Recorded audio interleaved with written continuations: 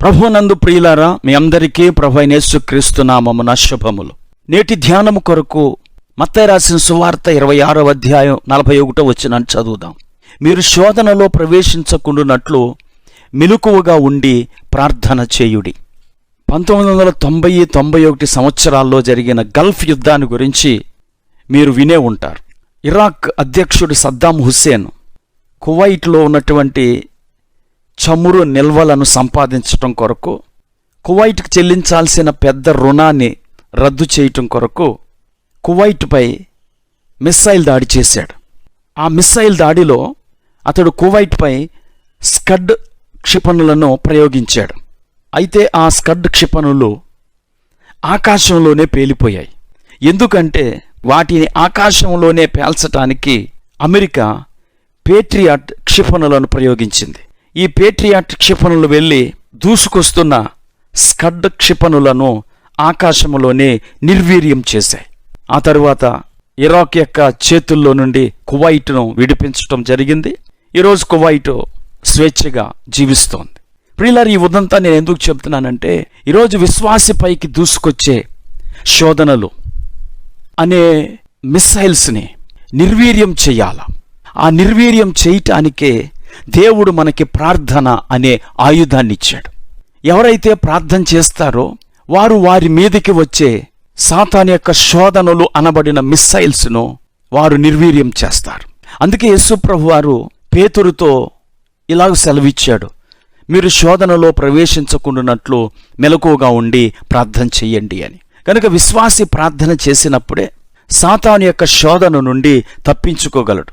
అలాగే సాతాను యొక్క శోధనల నుండి తన కుటుంబాన్ని లేక తన బంధువులను తన ప్రార్థనల ద్వారా సంరక్షించుకోగలడు.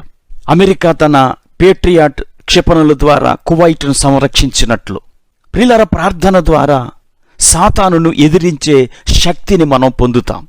ఈరోజు క్రైస్తవులు సాతానును గూర్చినటువంటి ఏ విధమైన భయం లేకుండా జీవిస్తున్నారు.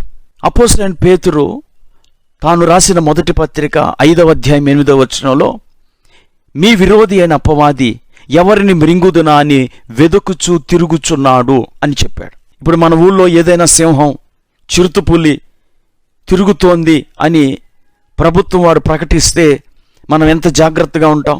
మనము బయటికి వెళ్లాల్సి వచ్చినప్పుడు ఖచ్చితంగా ఏదో ఒక ఆయుధాన్ని కూడా తీసుకెళ్తాం, ఒక కత్తి లేదా ఒక కర్ర.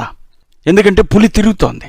ప్రియులారా, పులి కంటే ప్రమాదకరమైన సాతానుడు ఈరోజు దేవునికి మానవునికి బద్ధ శత్రువై నిరంతరము క్రీస్తు పరిచారకులను నిరుత్సాహపరచటానికి తిరుగుతూ ఉన్నాడు. ప్రియులారా, ఉనికిలో ఉన్న ప్రతి పాపము వెనుక సాతాను యొక్క వ్యూహం ఉంది. సాతానుడుకు కొంతమంది అనుచరులు ఉన్నారు. పరలోకము నుండి పడద్రోయబడిన దూతలు దెయ్యాలుగా మారి వాని యొక్క సైన్యములో అనుచరులుగా పనిచేస్తున్నారు. గనుక ఈ దెయ్యాలకు, అపవిత్రాత్మలకు సాతానుడు నాయకుడిగా ఉండి విశ్వాసులకు వ్యతిరేకంగా నిరంతరము పనిచేస్తూ ఉంటాడు. గనుక వాణ్ణి వాని యొక్క అనుచరులను ఓడించుట కొరకు దేవుడు మనకిచ్చిన సాధనమే ప్రార్థన. మీరు మెలకువగా ఉండి ప్రార్థన చెయ్యండి అని పేతురుని హెచ్చరించడం ద్వారా మనము సాతాను యొక్క శోధనను ఎదిరించగలము అని దేవుడు మనకు వాగ్దానం చేశాడు. ప్రియులారా, సాతానుడు మనతో నేరుగా దెబ్బలాడ్డు. శోధన ద్వారా సాతానుడు మన మీద దాడి చేస్తాడు. గనుక మనము ప్రార్థన అనే ఆయుధము ద్వారా వాని యొక్క శోధనను తిప్పికొట్టగలం. అందుకే బైబిల్ గ్రంథంలో యాకోబు పత్రిక 4వ అధ్యాయం 7వ వచనంలో ఇలా ఉంది, అపవాదిని ఎదిరించుడి, అప్పుడు వాడు మీ యొద్ద నుండి పారిపోవు. ఇక్కడ ఎదిరించుట అనే మాట గ్రీకు భాషలో ఎదురుగా నిలుచుట అనే అర్థాన్ని ఇస్తుంది. క్రీస్తు మనతో ఉన్నప్పుడు మనము సాతాను ఎదిరించగలం. మనము ప్రార్థన చేస్తున్నప్పుడు సాతానుని ఎదిరించగలం.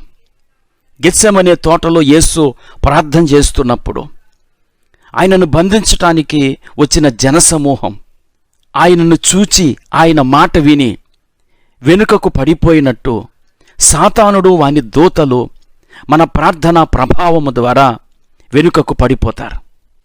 కనుక దేవుని వాగ్దానాలను ఎత్తిపట్టి మనము ప్రార్థన చేసినప్పుడు ఆ ప్రార్థన ద్వారా చీకటి శక్తులకు మనకి మధ్య బలమైన గోడ ఏర్పడుతుంది. మన ప్రార్థన ద్వారా దేవుని దూతలు మన సహాయార్థమై భూమి మీదకి దిగి వస్తారు. మనం చేసే ప్రార్థన సాతాను యొక్క ప్రతి పన్నాగాన్ని నిర్వీర్యం చేస్తుంది. సాతాను యొక్క సేనలను చిత్తుగా ఓడిస్తుంది. దేవుని బిడ్డలో అయిన మనం ప్రార్థనా పోరాటాన్ని ఆపివేయకుండా, ప్రార్థన అలవాటును మానకుండా, శోధనలను ఎదిరించుటకు శక్తి పొందునట్లు ప్రార్థన చేద్దాం. ఎఫెసీ 6:18 అపోస్తలుడైన పౌలు ప్రార్థనను గురించి ఇలాగ తెలియచేశాడు. ఆత్మ వలన ప్రతి సమయమందును ప్రతి విధమైన ప్రార్థనను విజ్ఞాపనను చేయుచు ఆ విషయమై సమస్త పరిశుద్ధుల నిమిత్తమై పూర్ణమైన పట్టుదలతో విజ్ఞాపన చేయుచు మెలకువగా ఉండుడి. కనుక ప్రార్థన ద్వారా పరిశుద్ధాత్ముడు మనలను శక్తివంతులుగా చేసి మన జీవితాలలో సాతాను బంధకాలను తెంపివేస్తాడు. అలాంటి కృప దేవుడు మనకు దయచేయునుగాక. ప్రార్థన చేసుకుందాం. ప్రభువా, ఈరోజు చాలామంది ప్రార్థనా జీవితాన్ని పోగొట్టుకున్నారు. ప్రార్థనలో ఎక్కువ సమయం గడపలేకపోతున్నారు. ప్రార్థనా ప్రభావం లేక శోధనలో చిక్కుకుంటున్నారు.